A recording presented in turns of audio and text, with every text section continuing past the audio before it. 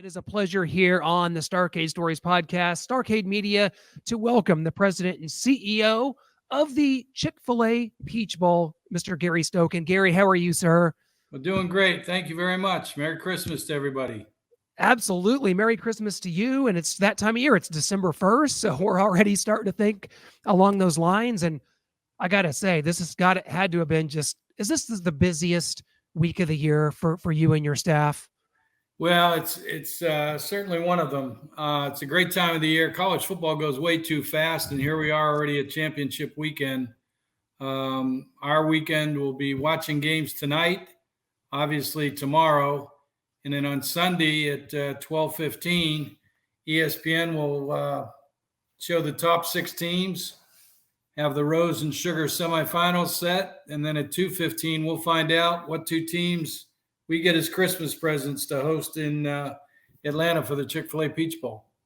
Well, Gary, this is a good opportunity to kind of set the record straight, because dealing with fan bases, as you probably have a lot of the time through the years of being the Peach Bowl CEO and president, rumors spread, and there's this kind of back channeling and all this happening and conniving and just you've heard it all, I'm sure. So as this process is playing out for you in the Peach Bowl, obviously you've been a playoff destination just last year, but you're really kind of at the whim of the College Football Playoff Committee. I mean, that's pretty much what it comes down to, correct?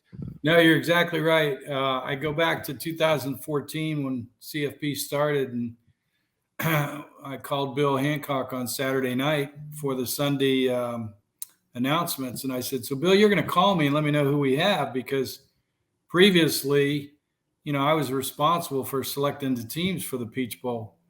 And he laughed and he said, Gary, you'll find out when the rest of America finds out. So we literally are like you. We sit there and watch TV and wait till ESPN pops up the Chick-fil-A Peach Bowl and 2 logos up there. And those are our early Christmas presents. So we have no say-so. The process is pretty clean. Well, not pretty. It is clean. I've sat in one of the rooms in Gaylord where they had all the computers set up and went through a mock draft selection.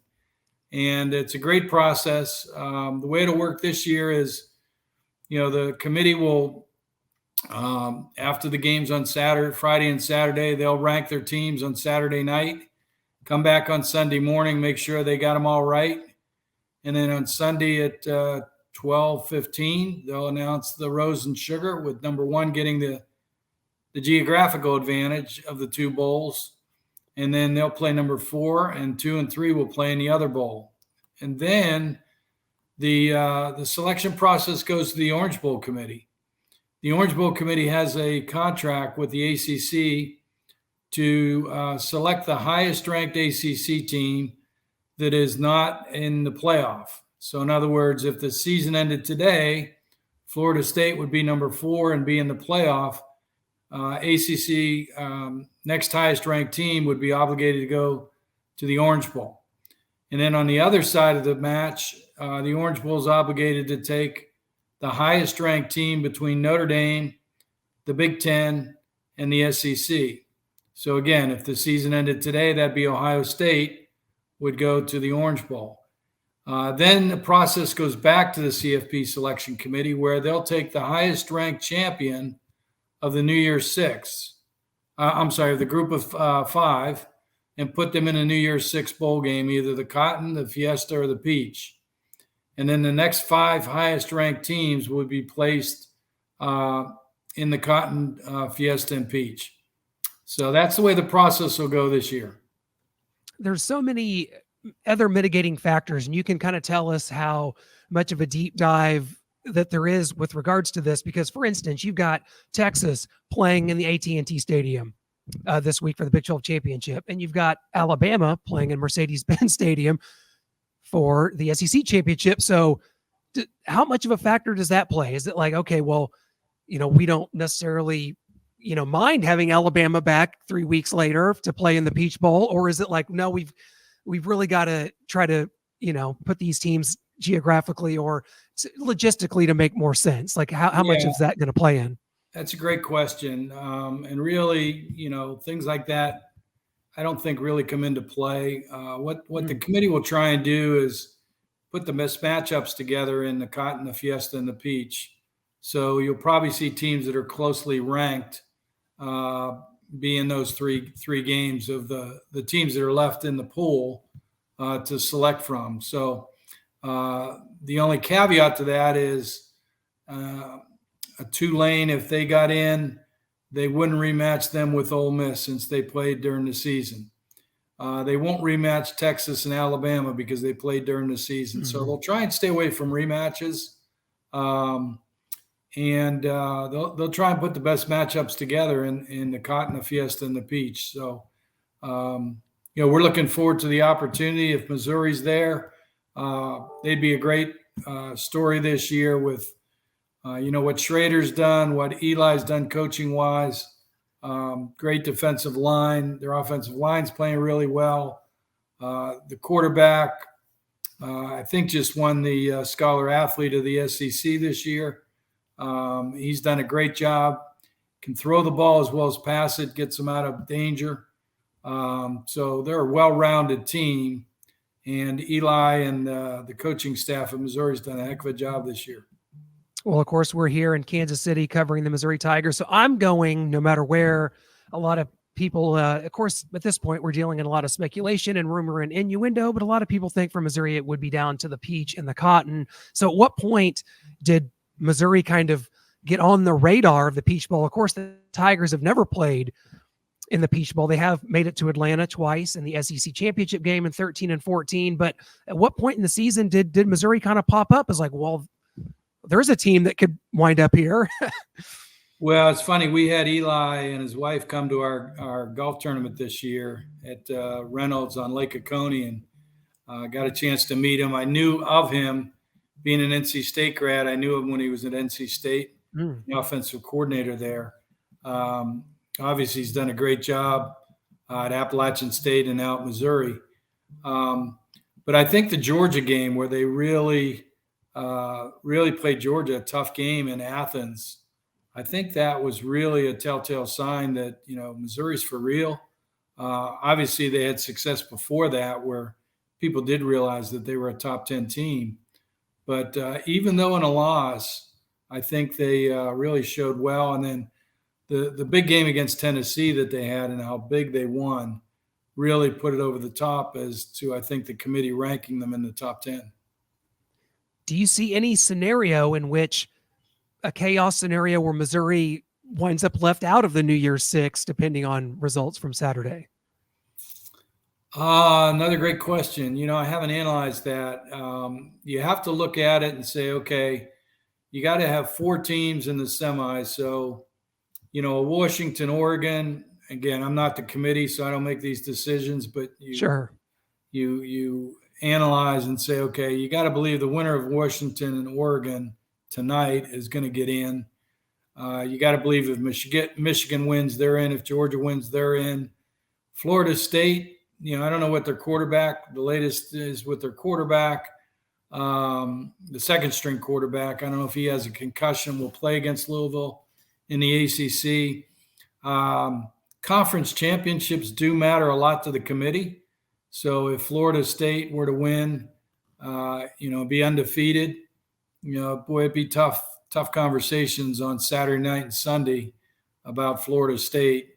And then if Georgia wins, they're in. If Alabama wins and Texas wins, head-to-head and conference championships matter a lot. So, what does the committee do with Texas and Alabama? If Alabama just beats number one and Texas beats a top 20 team but has beaten Alabama at Alabama.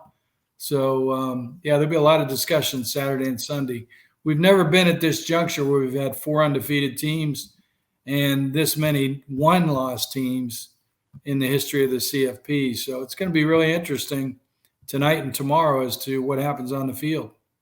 Extremely exciting. And of course, next year we'll just turn the whole thing on its head and start all over and really get interesting for next year. So for Gary, for those that Missouri fans that maybe travel down to Athens this year to see Missouri play, and my lights went out. That's insane. Let me try to get that back. Oh, there we go. That maybe traveled down to Athens to see Missouri play Georgia, or that they've been to maybe an SEC championship game, or even for a fan that has never been to Atlanta. Missouri's only been in the SEC now for, I think this is the 11th or 12th season. So talk about what Atlanta has to offer. The Peach Bowl itself, I know I'm kind of warming up to it in a major way myself because I've been to the Cotton Bowl. It's an easy drive, but Atlanta is a very special city. You guys had 79,000, broke a Peach Bowl record last season, Georgia playing Ohio State.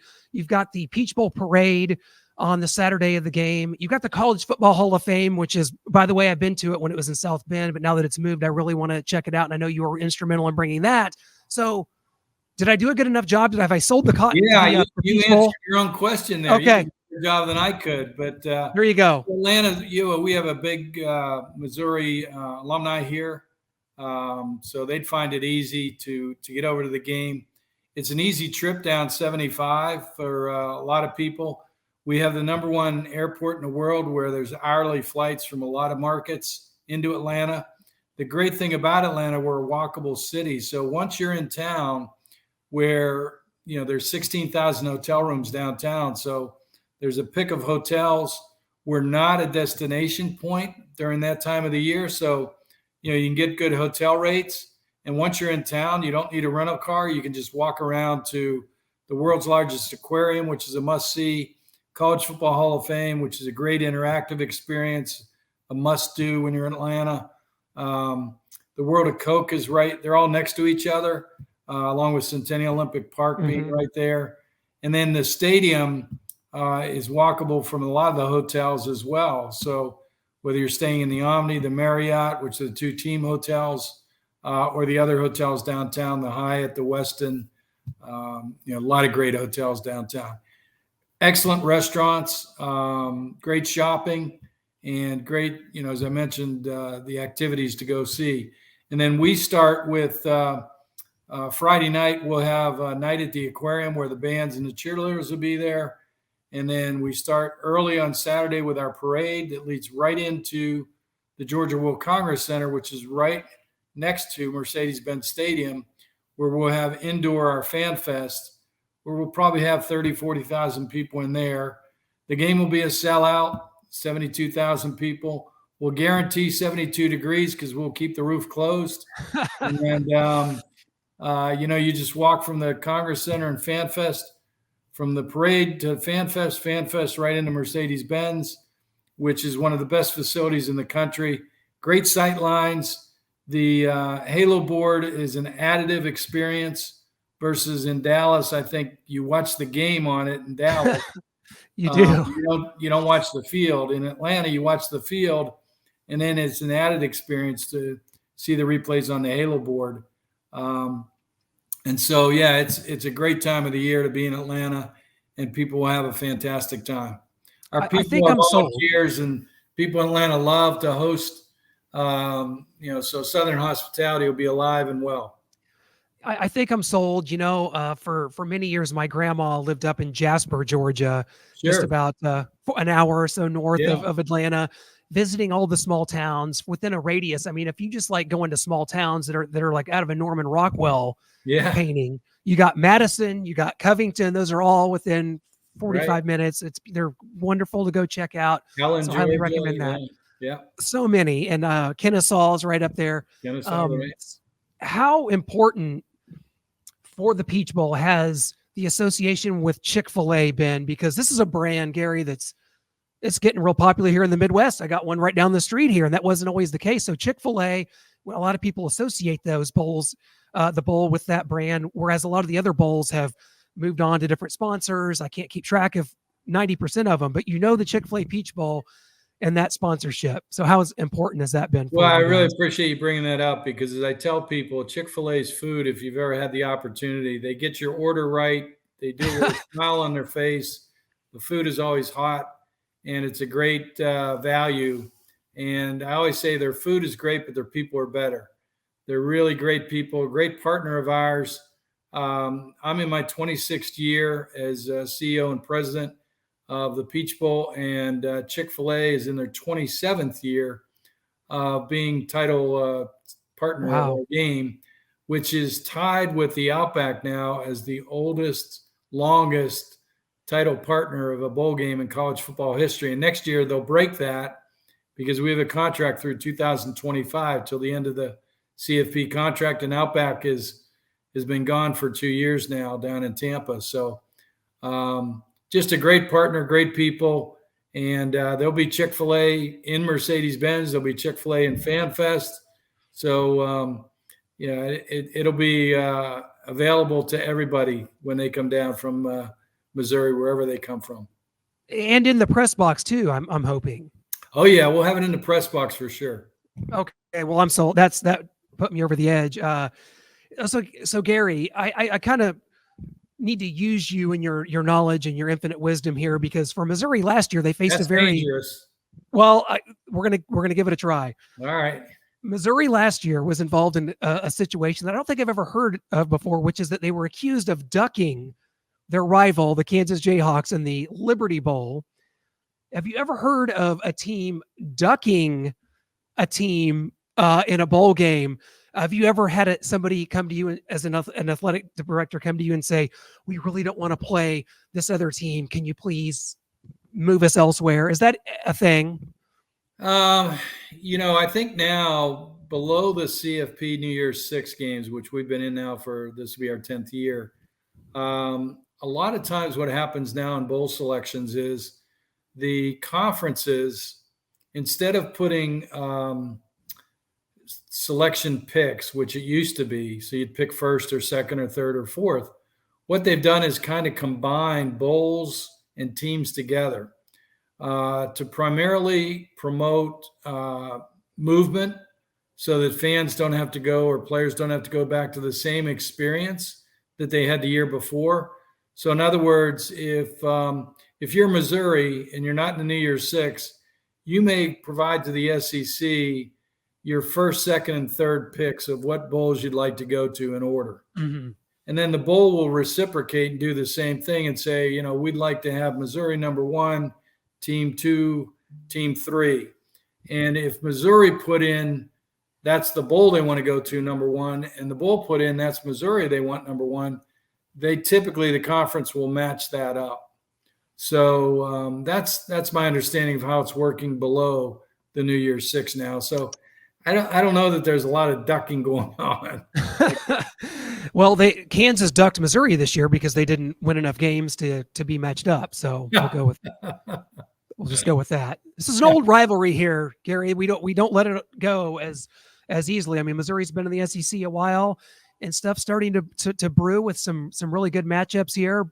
But these rivalries die hard, and college football is experiencing just a mishmash of conference movement. And as we go forward, do you kind of have ideas, and have you already kind of laid the groundwork for how this process is going to work 2024 and beyond? Because what we've tried to do is we tried to get ahead, and back in 2006 when we tried to get in the BCS, when they went to hosting a 5th game in a national championship format, they wound up using the Rose, Sugar, Fiesta, and Orange to play their bowl game in January, and then 2 weeks later they'd rotate the national championship game.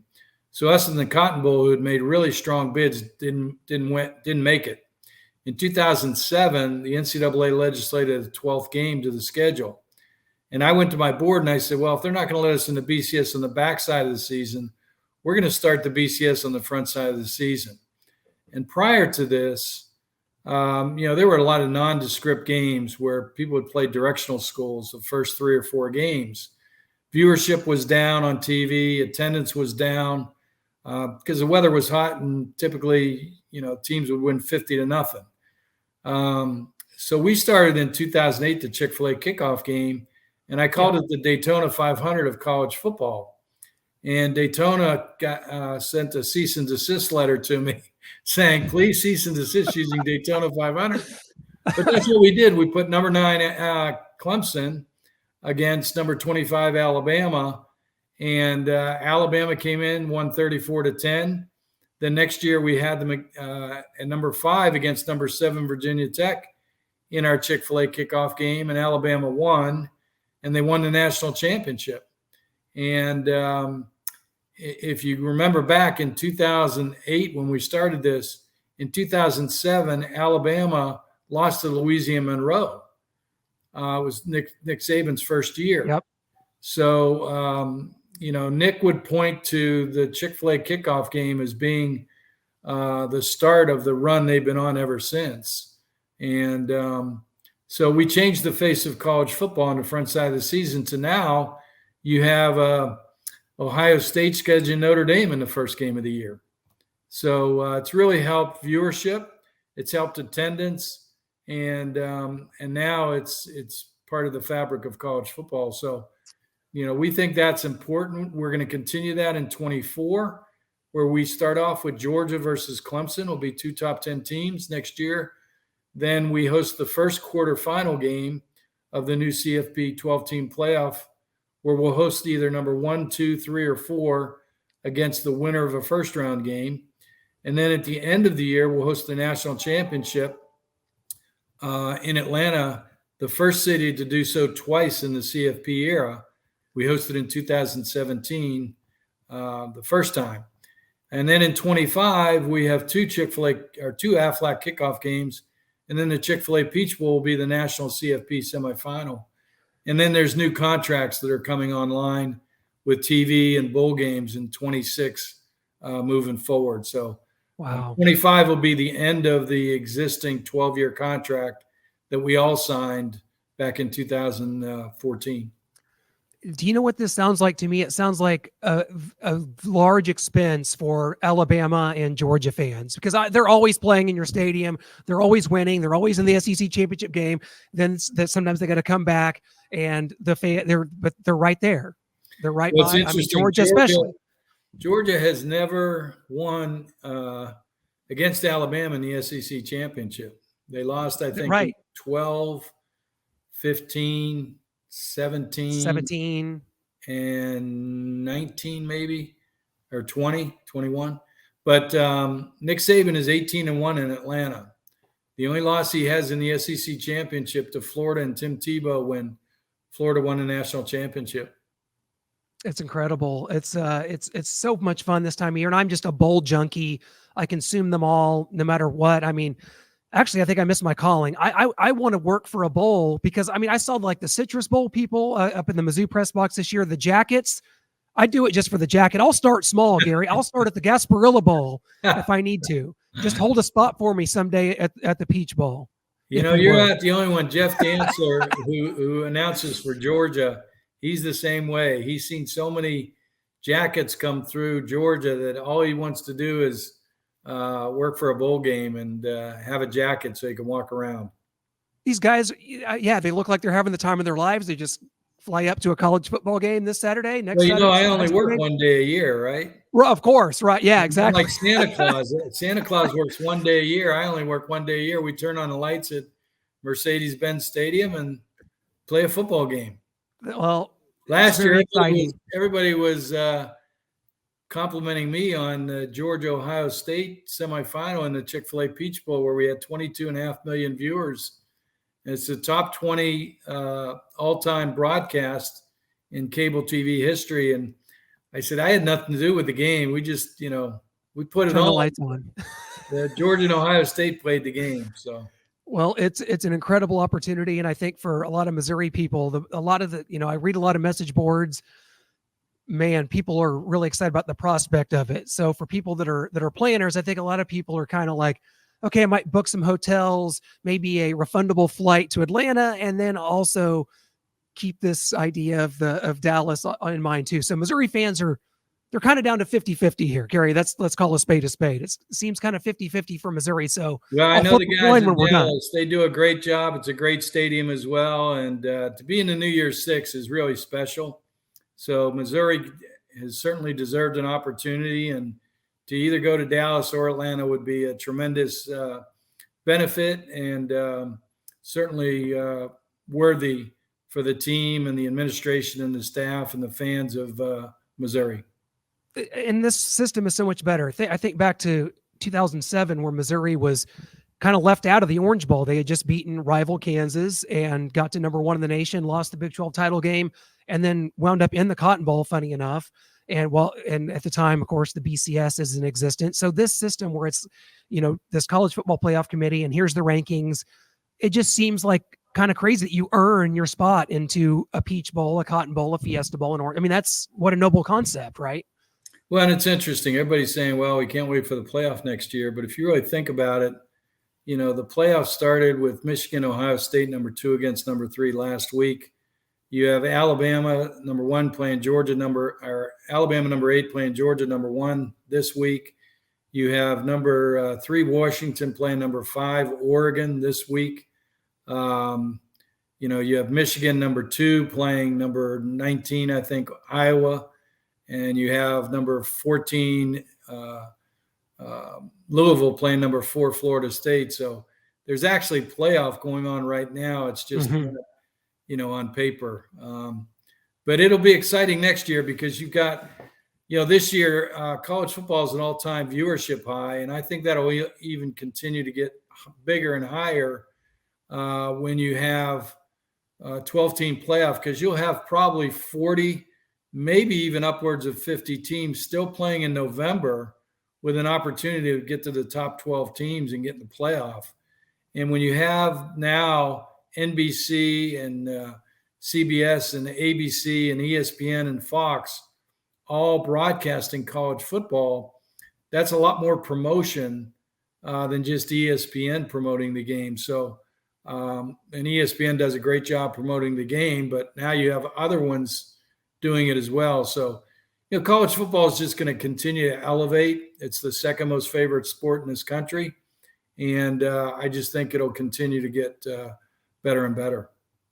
Last thing, Gary, I've got to bounce this off of you because I really don't have that many people in my life that I can bounce things like this off of, except for my friend Tim Brando, Fox Sports broadcaster. Great guy.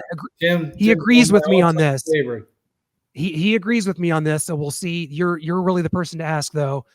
As these bowl games come around, and this is something that a New Year's Six bowl like the Peach Bowl doesn't have to deal with as much. And last year we saw in the Sugar Bowl, a non-playoff bowl, Alabama, they had no starters out. They did not have people opting out of the game. So do you ever think we could reach a time where these bowl games via the sponsors, we know how efficient Chick-Fil-A is, they'd probably be right in on this, could work out an NIL deal with players to not sit out some of these bowl games? Is that something you ever see happening? Well, it's a great question. I was asked 2 years ago. We had Pitt against Michigan State, number 10 against number 12, I think it was. And Kenny Pickett was an All-American first team quarterback at Pitt, and Michigan State had Kenneth Walker, an All-American running back. And they both opted out of our game. I talked to both coaches, and Coach Tucker at Michigan State said, well, Kenneth had a bad ankle since game 1, first week. And as soon as they hand you that first round draft card from the NFL after the conference championship games, that's arguably worth a signing bonus of somewhere between $10 and $20 million, which is generational money.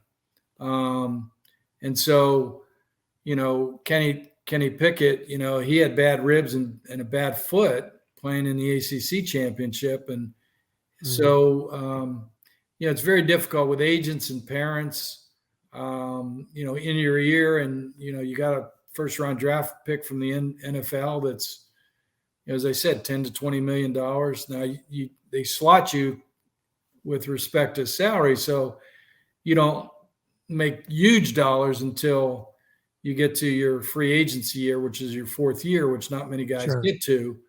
But I think one of the unintended consequences of the playoff is going to be how many kids are truly going to play all the way through. Now, people say I'm nuts because people will play because it's a national championship. But at the end of the day, everybody's kind of banged up and hurt at the end of the year. And now you're going to ask them to play in a conference championship game against a good team. Then you're going to ask them to play against Ohio State, let's say, the best team they've played. And then the next week, you're going to have to play against Alabama, the best team they've played. And then if you win that, you got to play against Georgia, the best team you've played. And, these kids are only, 18, 19, 20 years old. So, it's going to be interesting to see. And then the second unintended consequence, I think, with the playoff we got to watch is, we're asking a lot of fans to go to a conference championship game and then 2 weeks later go to a first round game, possibly away, and then, celebrate Christmas and then go to a quarterfinal game January 1st and then a semifinal January 8th and then a championship game January 19th or 20th. That's a lot of money. And we all know the algorithms of airlines. You're not going to be able to make a reservation a month out like you can now. It's going to be week to week. And so those rates are going to jump up exponentially. And so I think that's another reason why they need the bowl games to continue, because in our case, we have so many people buy what I call a one game season ticket to our bowl game because they know we're going to get a good matchup.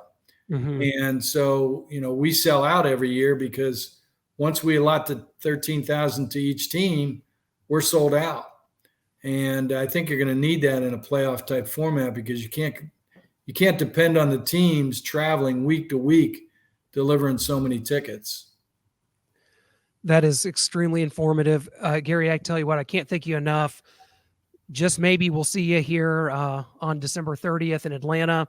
And if not, best of luck to whoever makes it, the participants in the Peach Bowl. Definitely will be watching. It's always a pleasure, my friend. We can't thank you enough, and good luck in the bowl game. Thanks so much for having us. Merry Christmas to you and all your fans. And, if we get a chance to host Missouri, we'd be very happy and overjoyed to do it, and look forward to bringing Eli, his family, the Missouri Tiger family, and all the fans down here to Atlanta. Hey, sounds great to me, Gary. Thanks so much. All righty. Take care. Appreciate it.